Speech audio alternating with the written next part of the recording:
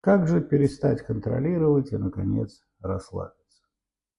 Разделите то, что вы можете контролировать, то, что вы можете контролировать с трудом, и то, что вы никак не можете контролировать. И помните, что есть два волшебных вопроса.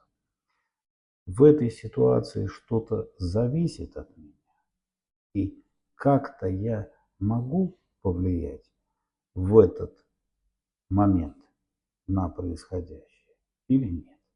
Практикуйте мягкое отпускание. Не пытайтесь отказаться от контроля сразу, это вызовет панику. Делегируйте небольшие задачи, выходите на прогулку без четкого маршрута и так далее.